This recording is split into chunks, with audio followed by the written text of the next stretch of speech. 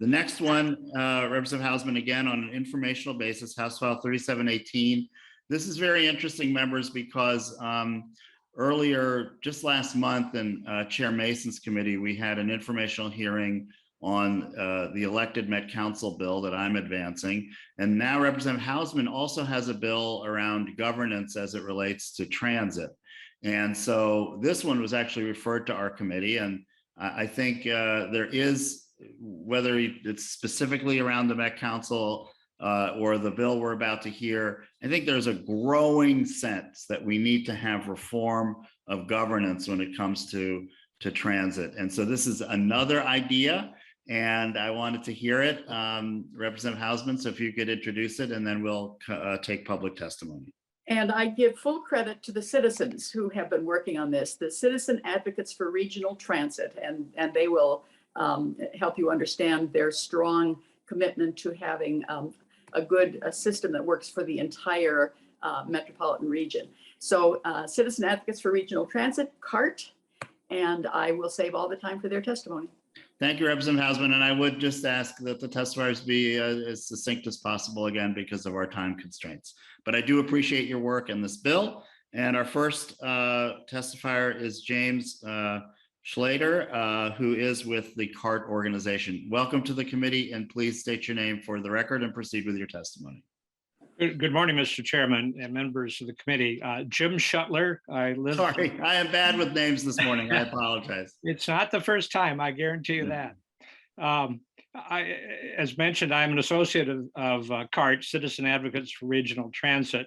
It's a small group of mostly retired professionals with a wide range of professional experience in civil engineering, project management and operations, transportation management, and among others. Mr. Chairman, House File 3718 addresses a very big subject. Clearly the future of public transit in the metro area. And this in turn has a lot to do with the future success of the metro area. Transit is essential. Now, we've spent many years observing and studying this subject. We believe the legislature needs to answer two clear questions. Number one, will we continue to focus transit investments on getting people to the two downtowns and ignoring the transit needs of 80% of the public who rarely go downtown? And two, will we continue with the ineffective and wasteful separation of transit development between the counties and the Metropolitan Council, which has led to enormous delays and cost overruns, and which promises nothing but the same if no changes are made? Now, House File 3718 answers these two questions and identifies solutions. Keep in mind that it's not just people going downtown who need public transit. There are a lot of people in every neighborhood of every city who need or would prefer public transit. If we are going to tax everyone in the transit taxing district, shouldn't we have appropriate transit service in the whole transit taxing district? And shouldn't we make it possible for transit riders to get to where they want to go, even if it is not downtown? The legislature must address these issues. We believe House File 3718 can serve first as a roadmap for your deliberative process, and second, perhaps as the framework for the solution that you need. The bill is intended to do two fundamental things. Number one, restructure governance of transit in accordance with project management best practices. That means to place full responsibility and accountability for planning, designing, funding, implementing, and operating of the Metropolitan Transit System in the hands of the Metropolitan Council, while, this is really important, assuring the ongoing participation of the municipalities and counties affected through the comprehensive planning process, which is a much deeper process. We call this unified transit governance. And the second item is to set a new goal for the Metropolitan Transit System, which is very simply to enable anyone in the transit taxing district to reach any other location in the district in a reasonable amount of time. We call this universal transit mobility. Now, in regard to that point, we have to remember we are no longer a region of two downtowns. We are a region with dozens of downtowns and myriad other destinations. New ways of shopping, working, studying, and so forth need to be considered. It is time to broaden the focus of public transit investments. There are a lot of people who can't drive or shouldn't drive or can't afford to drive or don't want to endure hours of traffic congestion, or frankly prefer and want to ride a dependable transit system that safely gets them from where they are to where they want to go. Universal transit mobility will require networks of LRT, BRT, buses, shuttles, transit on demand, ride hailing, autonomous vehicles perhaps, each employed where they make the most sense, and this is key, operated together as a system. Now, in regard to the first objective here on governance, the bifurcation of rail transit planning between the counties and the Met Council has been a very expensive, time-wasting, real-world demonstration of how not to build a regional transit network. It should not surprise that only the wealthiest county has accomplished much and the other counties have gone their separate ways. What regional transit planning we have is piecemeal at best. And counties are simply unprepared to make decisions for their neighbors. Promises and assurances regarding the alignment are made that cannot be supported in the real world of construction and operation. Instead, counties and municipalities need first to study the transit needs of their residents and advocate for them through their comprehensive planning. A regional agency is required that can knit together these local needs and transform them into regional patterns of movement that dictate the appropriate modes of transit and routes. Mr. Chairman, American business learned long ago that you must have responsibility and accountability for major projects. You can't have each department going off and doing what it feels like. Here, especially at the metropolitan scale, you must have clear objectives from the legislature and clear lines of authority for getting it done. If you want more problems like Southwest, Botno, Riverview, North Star, keep doing the same. But in our view, it's a formula for disaster. So just to summarize, we need public transit. It serves many purposes. It is fundamental to the long-term sustainability of this metropolitan area. So it is time for the legislature to rethink what we need public transit to do in the metropolitan area, to recognize that the world has changed. Public transit must be designed for the 21st century. It needs to provide both local service and long-distance service in a seamless regional system. And the legislature needs to reform metropolitan transit legislation, giving a mandate to the one agency with a demonstrated ability to put together metropolitan scale services with the ongoing participation of the municipalities and counties affected. So we see House File 3718 as a real roadmap for the legislature. We hope it can be used for that to rethink and reform how public transit should be done in the metropolitan area. So thank you, Mr. Chairman, members of the committee. I believe we have one other member of CART, Matt Hollinshead, who would like to share a few words with you. Thank you very much for your testimony. And Mr. Hollinshead, welcome to the committee. Please state your name for the record and proceed with your testimony. Thank you, Mr. Chair and members of the committee. My name is Matthews Hollinshead. I am one of two transit modal representatives on the Transportation Advisory Board, or the TAB, of the Metropolitan Council of the Twin Cities. I am not representing that board today. These are my personal remarks. I support House File 3718 because it is in essence an equal rights amendment for non-drivers and pedestrians by enabling anyone in the transit taxing district to reach any location in the TTD in a reasonable amount of time without a car. Our current normal, quote unquote, is warped. In a book called The Big Roads by Earl Swift, He notes that the father of the Appalachian Trail, the longest pedestrian right-of-way in North America, was also the father of the concept of the limited access roadway, a paradigm that has made life on foot in the metropolitan area almost impossible. Also in the book, Swift notes that the first person ever granted a PhD in traffic engineering from Harvard, no less, was also the father of jaywalking, which from the 1920s threw pedestrians off our streets and roads, forcing them to corners in order to cross a street.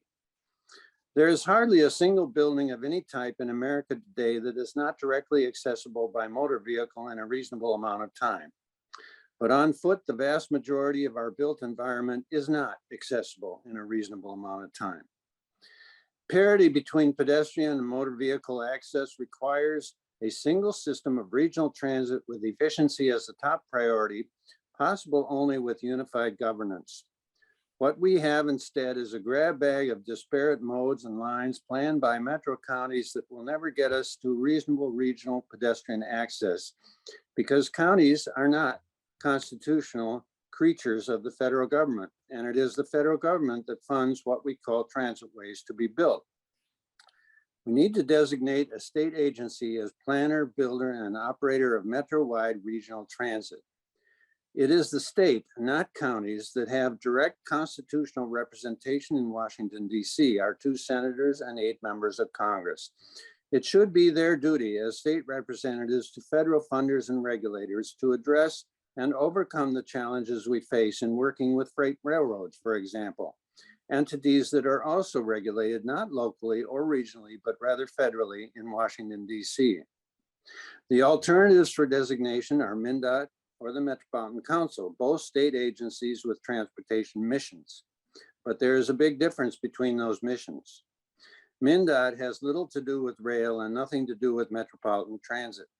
By contrast, Metropolitan Council plans, builds, and operates most metropolitan transit. Unfortunately, the one form of transit it does not plan, transitways, is also the one form of transit most lacking in the Metropolitan Council's performance of its mission, regional planning and services. That must and should change. Please support House File 3718 for the sake of sanity, of health, of the climate, of our children and descendants, and of the future of humanity. Give pedestrians back the rights we had a century ago before traffic engineers took them away. And before I sign off here, I would like to thank Alice Hausman for her years of service and for this bill. She indeed has been a champion like no other. Thank you so much, Representative Hausman. Thank you very much. Thank you, Mr. Hollinshead. Thank you for the history perspective, and that was very interesting. And also, I concur with your kind comments about Chair Hausman. Has been such an inspiration to so many of us. Our last testifier on this bill is Ryan Timlin, and Mr. Timlin is the president of the ATU 1005. And so, Mr. Timlin, welcome to the committee. Please state your name for the record and proceed with your testimony. Thank you. My name is Ryan Timlin, my name R-Y-A-N, last name T-I-M-L-I-N. I am, as the chair stated, I am the president of Amalgamated Transit Union Local 1005. We represent 2,000 transit workers throughout the state of Minnesota. I do want to state first, before I get into the majority of my comment, that ATU Local 1005 and the ATU International agree wholeheartedly with expansion of transit systems in a more effective way. I want to make that clear. We do not disagree with that. And we also do, as Mr. Hornstein, as ATU 1005, we have had, many issues with the Metropolitan Council, and I don't want to make it sound like the Metropolitan Council has been running smoothly and there's no problems there. One thing I would like to point out, though, as a part of the Metropolitan Council is Metro Transit, and most of our workforce is represented at Metro Transit. That's the largest chunk of our employees. We represent all the frontline employees that make Metro Transit work. And with this, I'd just like to say, with the problems of the council, Metro Transit even with the problems of the council, has had a history of being pretty efficient with its funds unlike many of the other operators throughout, transit operators throughout the local area or the country. You know, a lot of that goes, not all of it, I'm not going to say a lot of it goes in many different areas. Equipment is not cheap. I can tell you that, just to give an example, electric bus is over $1 million. But just back to the statement, too often, a lot in these discussions with the expansion of this type of service, which we agree with, too often it's overlooked. The workforces that help maintain and operate, but not only that, the equipment, they maintain the equipment, and those who provide the services such as transit information or customer service, which we represent, are overlooked. And many of the other agencies outside of Metro Transit, not a lot of that money comes down to those workforces. Too often in gig economies, such like rideshare, which I'm not saying you guys are looking at Uber or Lyft, but just to give it a good example, too often in these situations, that workforce is extremely exploited. They do not receive health care. They're pushed and pushed and pushed to produce money without many breaks or time off to let the body recover. As a former driver, it's you may think you're just sitting there, but sitting there trying to get the bus or the train from point A to point V is very taxing, sitting there. And then you hope that you get time out of the seat to give the body a break. Not only that, a lot of times, such in rideshare situations, the costs are pushed off onto the workforce. They get listed as independent contractors. We want to raise this situation so that not only is a good service provided, but good jobs within the system. And that is one thing that Metro Transit, because of ATU, has been able to provide, is that type of situation. And that's what I'm here to speak about today. But the other thing I would like to add, you know, we are open to different ideas of moving people around. We're not opposed to that, but just another concern to raise is such as the idea of autonomous vehicles. One of the key things that is a factor in protecting riders and making sure they're safe in, you know, Metro Transit, as you've seen in the last week, we've had a couple of major issues happen, but it was our operators who helped do what they could the best to protect that those riders.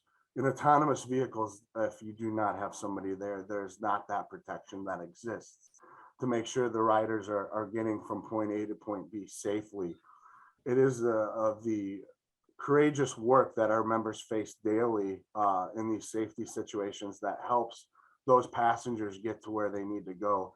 And that's why I'm speaking here today. I'm hoping that these ideas I've raised stay within the minds of you all as this bill goes forward, that this workforce needs to be thought about in this process to make sure that good jobs can be built throughout these areas. And one thing ATU has worked very hard on, and Metro Transit, one positive thing I can say the Metro Transit has worked in recent years with us on, is an apprenticeship program to making sure operations and maintenance, we have a well-trained workforce who knows exactly what they're dealing with this equipment, to make sure it's maintained properly. And that from every aspect of it is maintained properly, not only from the maintenance side, but even on the operations side. We have apprenticeship programs for the operators to make sure that they can get through these very tough, isolating job and view this as career. And that's what I hope you all view these jobs as too, that these are careers. The more you have people behind the wheel and maintaining and doing the transit information services, the more that they do that, the more skilled they become and the more professional it is, the system is operated. And that is one thing we strive to do at ATU. So thank you all so for much. this. Just ending on those points. Thank you all very much. Thank you so much for mentioning that, Mr. Timlin. And I, while you're here, I just want to thank you as a transit rider. I don't drive myself. You are frontline workers. You did heroic work and continue to do heroic work. This pandemic is not over. And, you know, so I have appreciated so much your union, your work, the operators, those who have really been on the front lines now for over 2 years. Mhm. So thank you from the bottom of my heart, and thank you for your testimony. Thank you Any very much. closing comments, Chair Hausman, and we'll get to our last agenda. Yes, just a thank you to all of the people you heard from today. All aboard Minnesota, I've had this long working relationship and this partnership. The Citizen Advocates for Regional Transit have inspired me. Ms. Nikasian, who came today and has continued to inform me, and she organizes other local officials in their areas. I have been inspired by these citizens, you heard from many of them today, who challenge us to rethink how we provide transportation choices. So thank you to all of you. I continue to look forward to a partnership as we work together. And thank you again, Chair Hausman, for all of your work and service, and I think really reminding us about the vision that we need to carry forward in our work long term as well as in the moment. So thank you so much, Representative Hausman.